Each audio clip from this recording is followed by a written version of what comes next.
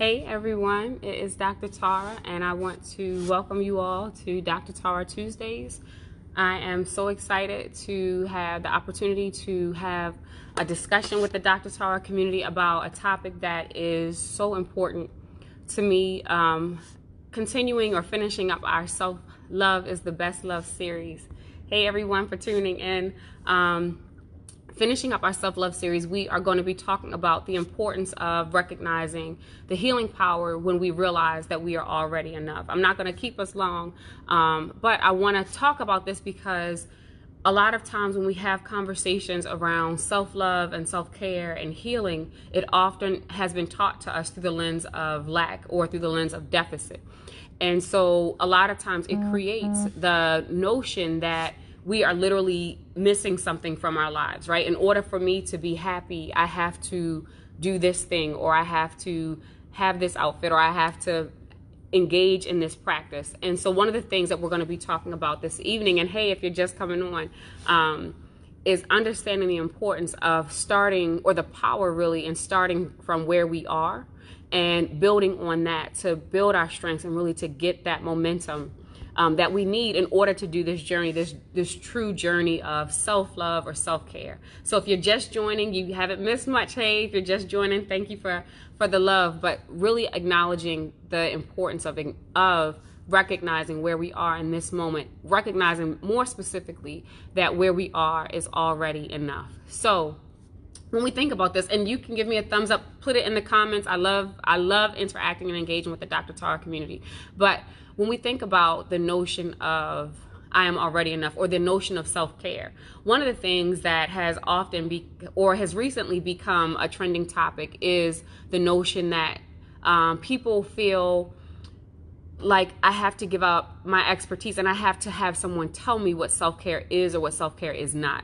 And one of the things that I'm a big believer is that we are the experts of our own lives, right? We are the experts of the lives that we have. We are the experts of the lives that we want to create. And so in acknowledging the importance of self-care, or what self-care and self-love look like, one of the things that we have to be willing to do in our journey for that is acknowledge that we have the expertise. We already have the tools within us to embark upon this journey. That doesn't mean that we're not going to bring in new ideas and new routines or new options along the way. But one of the things that we have to recognize is that I have the expertise of my life, and I have the knowledge of myself to know what things feel good to me, what things I'm willing to try, what things I'm not ready yet for. And that's a big part of the self-care promotion too. I have to know too that just because something is offered, I don't necessarily have to take it. And so what that does a lot of times is when I come from self-care from the lens of lack, it creates this narrative, or it creates the opportunity where we literally start to argue for our limitations. And so I'm going to do just a quick reflection question. How many of us have ever done that? Think about something that was proposed to you that sounded good. And Shami, I see that, that not ready yet, right? That's a huge thing. Acknowledging where we are in our journey is a huge part. And we're going to talk about incorporating some mindfulness into this work too. But one of the things that happens when we are bombarded, or when we're introduced, I don't even want to say, let me take out bombarded. When we are introduced to different practices of self-care or different principles of self-care, again, it comes from the lens that we are missing something. And what that does is that it creates this narrative within ourselves that I am willing to argue for my limitations, understanding that, or acknowledging that I'm not willing to try this because it won't work, or thinking, even if I'm not going to say it verbally, thinking I'm not good enough or I'm not deserving of it. And so that creates this narrative, or this story that we replay in our minds, where no one else even has to agree with us, where we are continuing the narrative that, you know what, I'm not good enough, I'm not strong enough, it's not time yet, it's not going to last, I'm not going to be consistent with this thing. And so we literally start to argue for our limitations. And so when we step back and acknowledge that we are already enough, one of the first steps that happens with this is that we acknowledge that I am already, really saying that to ourselves, I am already enough. I am already preparing for this moment. I'm ready to be ready. If I can't say that I'm ready yet, what I can say is I'm ready to be ready to receive whatever it is that I'm asking for or that I'm desiring. And so when we do that, one of the things that it allows to happen is that it allows me to have another platform for me to experience the self-care and the self-love that I'm desiring without arguing for me staying stuck. Or one of the things that we often talk about in trauma-informed care is this trauma narrative where I keep replaying the story of hurt, or I keep replaying the story of defeat, or I keep replaying even and adding to that even the story of me being entitled to feel the way I feel, right? So a lot of times self-care doesn't really happen because I am so stuck in the argument that I deserve to feel this way or someone deserves to pay. And one of the things that we have to be willing to let go of, that ready to be ready, right? So even if I'm not ready to let go of, I'm ready to be ready to let go of feeling like I don't deserve this, or feeling like I'm entitled to this, or feeling like someone else should pay, or someone else is responsible for my hurt, or responsible rather for my healing, because people can be responsible for our hurt. They are not, however, responsible for our healing. And I see like Tara and Brian, we don't say this to ourselves enough. And so part of what we're going to be talking about this evening is the importance of how we speak life into ourselves, because so often and so easily we are, and I'll just speak for myself. I am a cheerleader by nature. And if you are a cheerleader by nature, give me a thumbs up or a heart, right? So I am the one that, you know what, you have a new project coming up or you have a new idea, I'm going to speak life into you. But I know for myself, I have talked myself out of things that I haven't even presented to anyone else. I have talked myself out of it. I've had an idea and no, I'm not going to do that. That's arguing for your limitations. And so acknowledging that even if it's scary to me, right? I'm ready to be not scared. I'm ready to be ready to take the first step. I'm ready to be ready to increase my confidence in this area. I'm ready to be ready to acknowledge that I need some support in this area. This is how we literally start to counteract those thoughts that will lead us into places of being isolated, into those silos where we only see our limitations or we only see places of lack. And so when we think about how we begin to do this work, and like Tara, like you said, and having fear. So one of the big things that I always talk about, one of the biggest things that I always talk about is that there are only two emotions that we have, right? So the first emotion that we have is fear, right? And that from fear comes anger, from fear comes anxiety, from fear comes sadness. I'm scared I'm going to lose something. From fear comes, a passive aggressiveness. I'll start a little bit, but then I won't. How many of us have ever had, and it's beautiful how our mind works. Like there's a very, very thin line between excitement and anxiety, right? So I could have gotten a new job. Hey, Maurice, a new job offer. I'm excited about it. And then all of a sudden I get scared. I start to talk myself out of that. That excitement turns into anxiety. And so when we talk about understanding that fear-based perspective, one of the things that we have to be willing to acknowledge is, one, that I'm scared, and that's okay. That's a human emotion. It serves a wonderful force in our lives. It has a wonderful purpose in our lives. Part of the purpose is just to keep us alive, right? That's one emotion. And so the second emotion that we have that other emotions can come from is love, right? And one of the things that we have to acknowledge as we're starting to really do our self-care work is that our behaviors are going to be governed by one of these two emotions. Either I'm moving towards self-care or self-love or soul care or soul love from a place of fear, right? Or from a place of love. And sometimes it's funny because when we think about healing, a lot of times we don't acknowledge that sometimes our healing is driven by fear. My healing is driven by I'm feeling less than, or I'm feeling like someone else has to tell me what to do. And that's how a lot of times, and again, give me a thumbs up if you've ever experienced this, how I can feel stuck, or I can find myself kind of repeating similar cycles over and over and over again. And like you said, Brian, accepting our limitations and dealing with them. Well, I'm a big fan of accepting our limitations and deciding to, you know what, let me start with my strength, right? So we're going to talk about strength-based, because sometimes with our limitations, that fear-based turns into judgment for ourselves, right? So I can see myself as, maybe I'm a procrastinator. And so The fear-based response to that is, oh my gosh, Tara, you always wait till the last minute to do something. Oh my, you're never going to be ready for this. That can be quote unquote seen as dealing with it. The love-based perspective is, you know what? I procrastinate in this area. Is there any other area where I don't do that? That's accepting my limitations, but then moving from a strength-based perspective to start to build that momentum. And so when we talk about self-care from a very mindful approach, I always want to start from the place of understanding that I can start with wherever I am, and I can build that momentum off of that in order to move to a harder thing. I don't have to start with what is hardest. And so when we talk about where we want to start, one of the things that I am always a big fan of is doing that reflection and acknowledgement of what am I willing to acknowledge that I'm doing well. And I say this, and it sounds a lot of times very elementary, but it's amazing to me how many of us don't do that, right? What am I willing to acknowledge that I'm doing well? It's amazing how many times I have asked people, are you proud of yourself? And people act like I have told them that they are the worst person in the world, right? Like, no, what do you mean? Until I get here, I'm not going to be proud of myself. Like, what? Like, you know, what am I willing to give myself credit for? What am I willing to acknowledge that I'm doing well? What am I willing to allow myself to be proud of? And I want us to really think about that, because that becomes my starting point. Right? Is there any part of my life that I'm willing to acknowledge, you know what, I'm doing a good job in this area?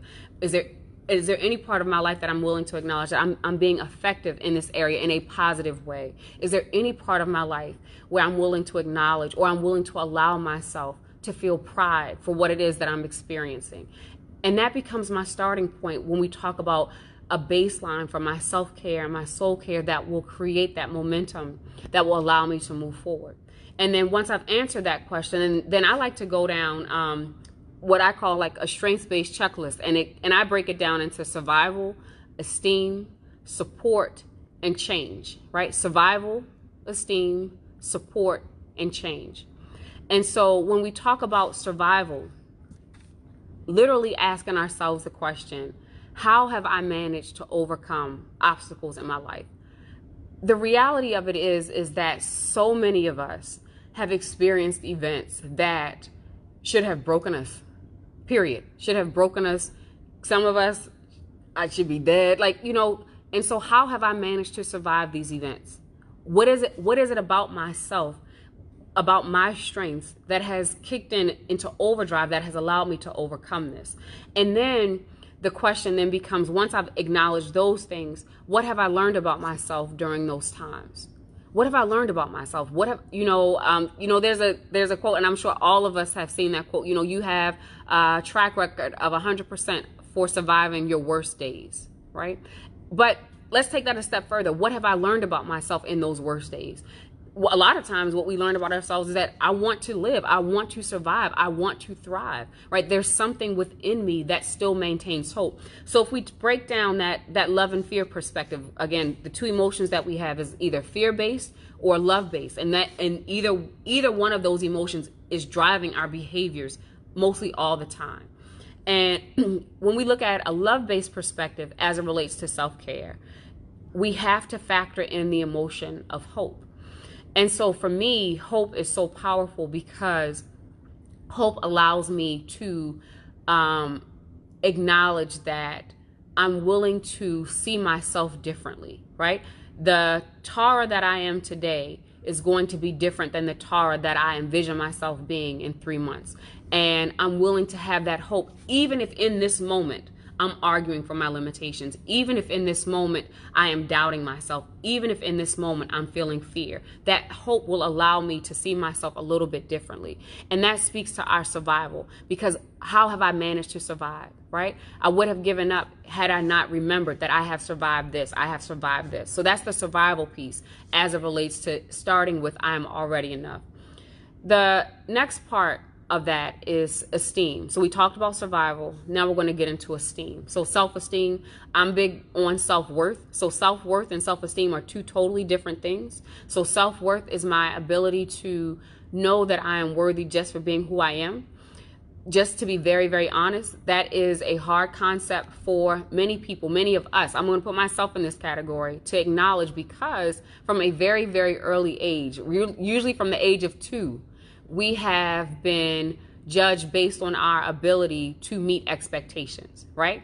And so when I meet expectations, then that changes from I am worthy of love just for me waking up to I am worthy of love when I do this, when I complete this task.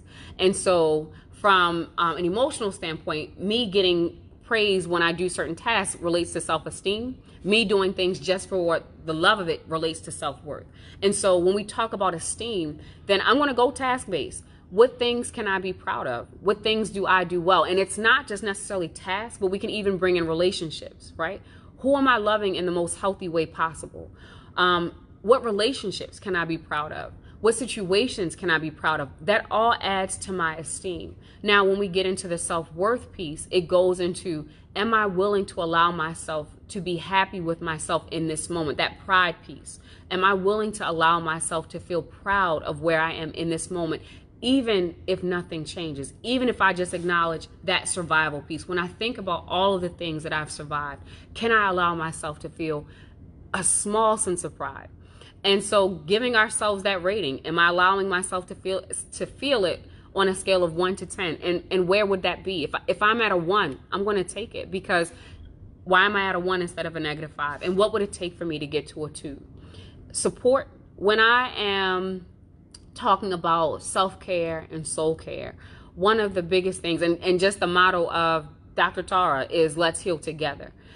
Because I believe that healing happens best in relationships, and acknowledging that there are people in my space, or that I can create people in my space that makes me feel supported, that make me feel understood, that make me feel not judged, and allowing ourselves to not feel judged on our journeys for self-care and self-love is so important.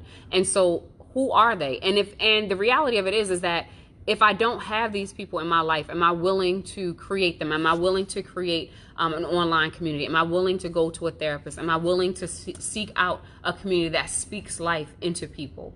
And then the last part about that, about where do we begin in doing the work, is change. And asking ourselves the question, what do I think is necessary for things to change? From the most idealistic place, right? If I'm starting from the place of, I want to feel better about myself, I want to engage in self-care, there's certain pieces of myself that I feel like I can love more. So when we talk about self-care, again, it's not I'm going to change this or I'm going to stop. I feel like I can love myself more. I feel like I can love myself in a healthier way. I'm saying the same thing, but hopefully you all can see, and again, give me a thumbs up if you can, that one is coming from a place of compassion and one is coming from a place of lack. When we talk about self-care and self-love, I want to come from the most compassionate place possible so that I will continue. When we come from a place of lack, I'm more likely to start and then stop, start and then stop, start and then stop. And so I'm not able to kind of build up any consistency and any momentum in my journey. And so understanding that when I come from this place of compassion, am I willing to see things differently? What do I think is necessary for things to change? Then one of the things that happens is that I begin to own my story. And when I begin to own my story, I begin to own my right to change the story however I see fit, because it means that I begin to take responsibility for my own healing. And so this is hard because a lot of times I have not been responsible for my own hurt. And a lot of times it's easier to either literally or figuratively assign someone else as the one who is, or assign someone else the responsibility for me to do well or for me to get better, right? When this person changes, then I'll be happy. When this person starts doing this, or when this person stops doing this, or if this person had never done this, then I wouldn't be in this situation. And the reality of it is that those around us, best intention, they can love us to death, have the right to not change. And that's a reality, right?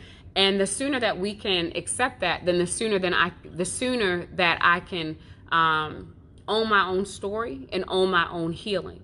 And so when I'm able to own my own healing, then when I'm asking the question, what do I think is necessary for things to change? It becomes an internal answer versus an external response, right? So does that mean that little things, does it mean that I need to sleep more, right? Does it mean that when I notice that I'm talking to this person and I begin to feel that my heart is racing, or I begin to notice that I'm clenching my jaws, or I begin to notice that I'm sweating, or I begin to notice that I'm zoning out, does it mean that I begin to end the conversations earlier, right? Does it mean that when I notice that I'm experiencing triggers, or, in order for things to change, I acknowledge that these things irritate me? A lot of times too, when we talk about healing or just how we have been conditioned, we have been conditioned to build up what is called a trauma tolerance. You can call it a trigger tolerance. And so I allow myself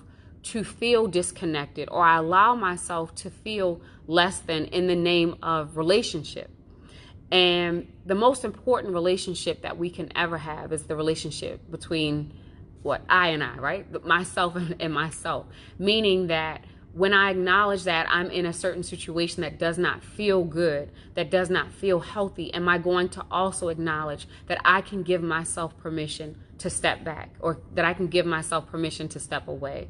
And so when we understand this, that I have permission to understand that certain things are necessary for my healing to happen and for my healing to create momentum and sustainability, one of the things that we have to also acknowledge too is that I can own the discomfort in that. So a lot of times when we talk about self-care, and again, we're at where do we begin in doing the work? A lot of times when we talk about self-care, we fantasize it, right? And I'm guilty of it too. Like, oh, self-care looks like a day at the beach. It looks like me doing this. It looks like this. It looks like this. No, sometimes self-care looks like I'm drowning, right? It looks like I am shutting down. It looks like I'm having hard conversations with myself, right?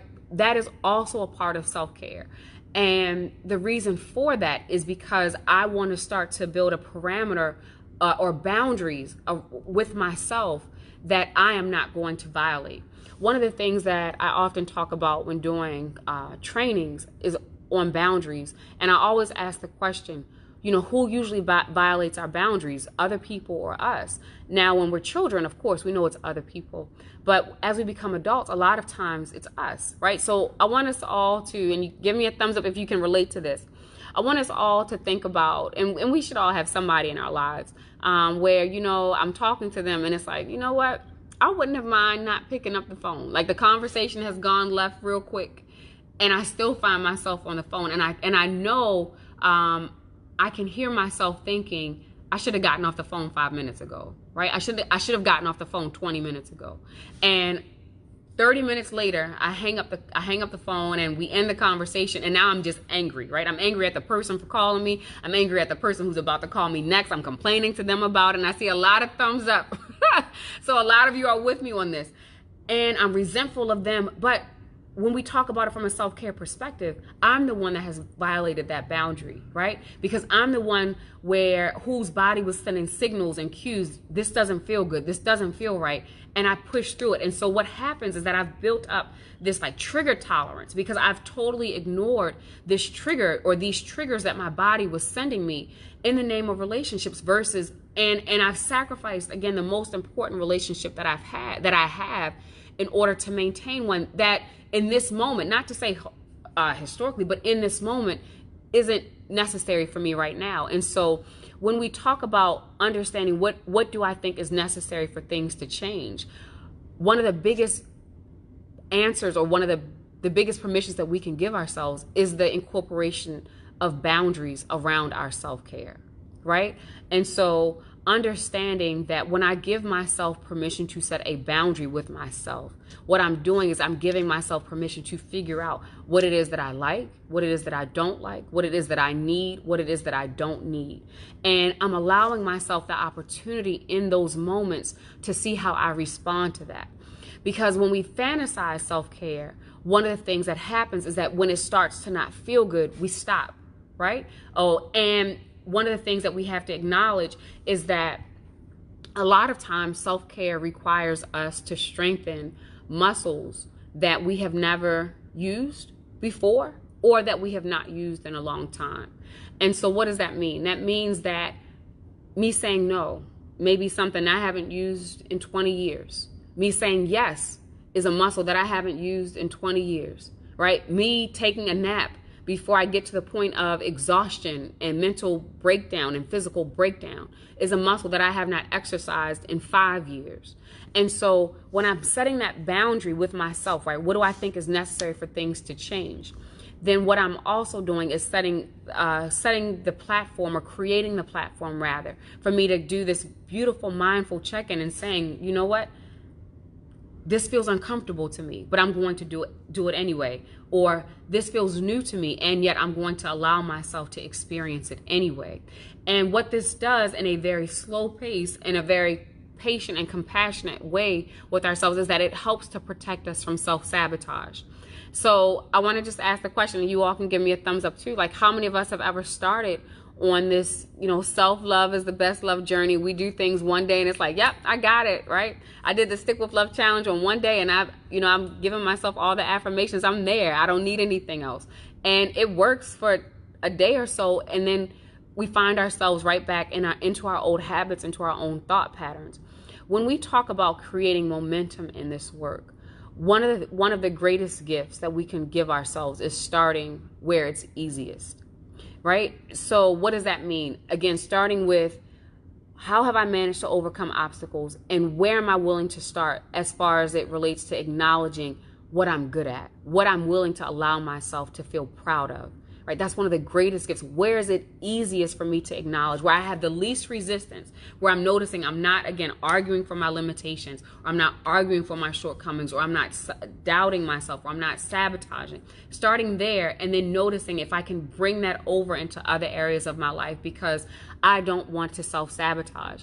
A lot of times when we talk about self-care, we talk about it from the point of exhaustion, or we talk about self-care from the point of fear, because I'm angry at everybody for causing me to realize that I need to practice self-care. So I'm angry at you all for, I'm shutting down Friday. I'm not taking any phone calls. I'm not going anywhere. Like, how many of us have ever done that, talking about self-care from anger, right? And so what happens is that self-care almost becomes like this vengeful thing. Like, I have to prove to people that I'm taking care of myself, versus this compassionate act that I'm doing with myself, and something that can help me create momentum to keep going.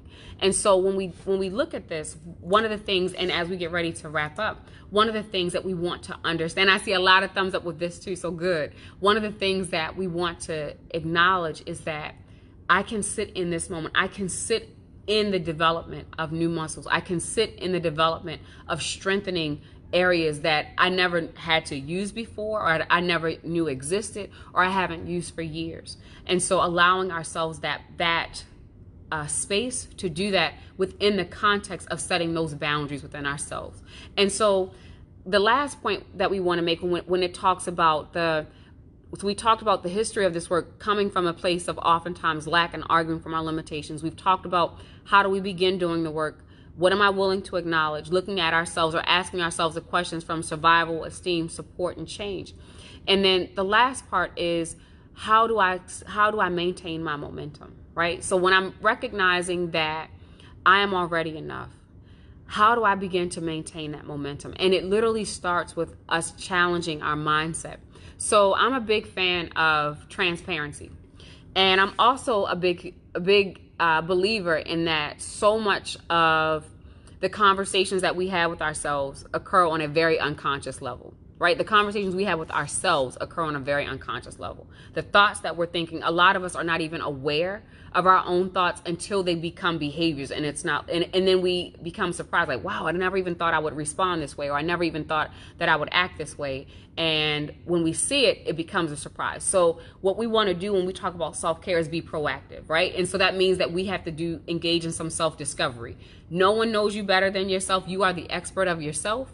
And so acknowledging those hard truths, and Brian, I want to go back to your point, acknowledging our areas that we want to shift, and making the conscious effort to do that from a place of compassion.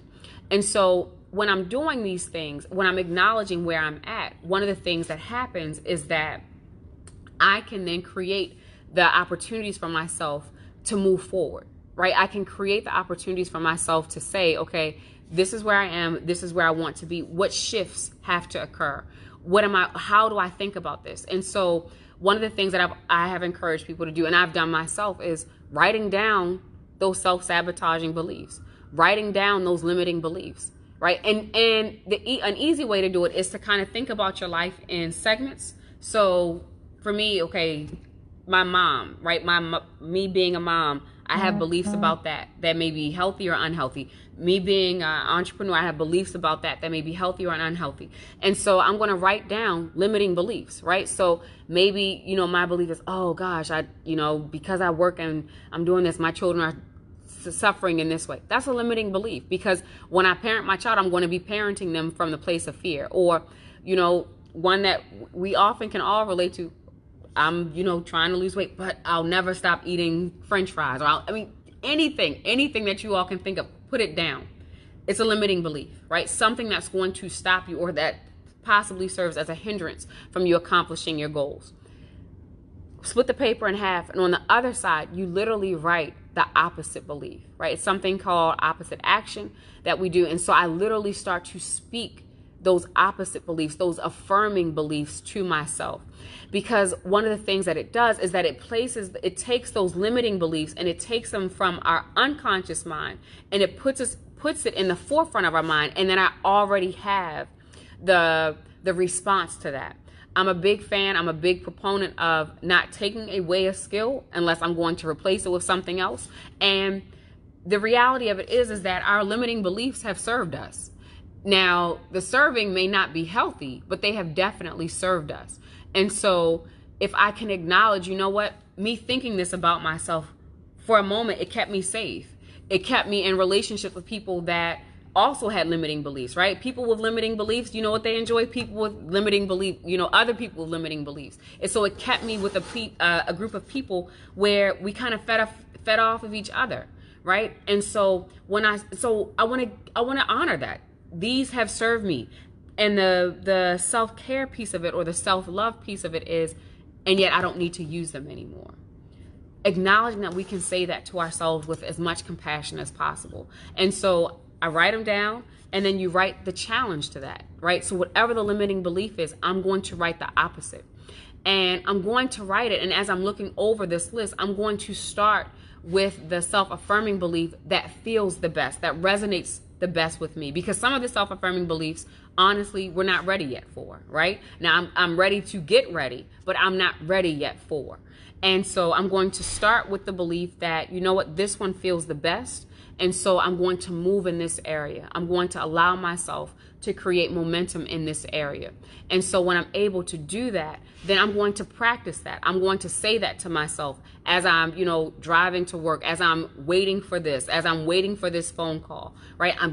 As I'm having this phone call that should have ended 5 minutes ago, that belief that I can give myself permission to get off the phone, right? I'm going to say that to myself before that situation happens, so that I'm building up, my self-care reserve, or my self-love reserve.